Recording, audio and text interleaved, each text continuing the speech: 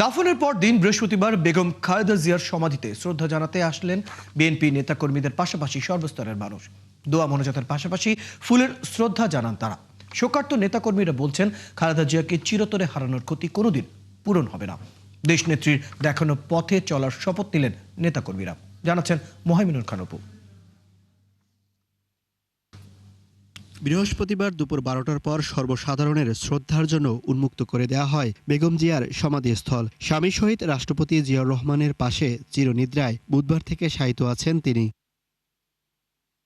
প্রিয় নেত্রীর ঋণ শোধ হবার নয় বলছেন বিএনপির নেতাকর্মীরা। তাই অগণিতের ভালোবাসার পুষ্পাঞ্জলি শোভা পাচ্ছে বেগম খালেদা জিয়ার সমাধিতে।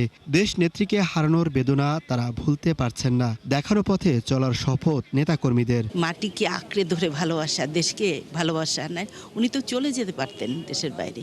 চুল পড়া অনেক কমে গেছে। থ্যাংক ইউ মা। চুলের ভিটামিন জুই মাল্টিভিটামিন কোকোনাট অয়েল। অনেক কষ্ট করেছেন, অনেক অল্প বয়সে স্বামী মারা গেছে, দুইটা বাচ্চা নিয়ে এসে অনেক কষ্ট করেছেন। আল্লাহ তাকে পুরস্কারও দিয়েছেন। তিনি চলে যাওয়ার কারণে জাতি আজ যে শূন্যতা উপলব্ধি করতেছে, সেই শূন্যতা পূরণের জন্য আমরা আল্লাহর কাছে দোয়া করব। সাবেক 3 বারের প্রধানমন্ত্রী বেগম খালেদা জিয়াকে কেউ চিনেছেন মা বাবার কাছ থেকে গল্প শুনে, কেউ দেখেছেন ছবি। এসব শিশু কিশোররা মা বাবার সাথে এসেছেন সমাধিস্থলে। তার ছেলেকে দেখে যেতে পারলো না যে সে একটা প্রেসিডেন্ট হবে, প্রাইম মিনিস্টার হবে, সে দেখে যেতে পারে না। আর সে খুব ভালো মানুষ ছিল। আর খালেদা জিয়া অনেকটা ভালো মানুষ ছিলেন। উনি জান্নাতবাসী হোক, এটাই আসে। নেতৃত্ব বা ওনার যে গণতান্ত্রিক মনোভাব ছিল, সেটা সব কিছুর ঊর্ধ্বে।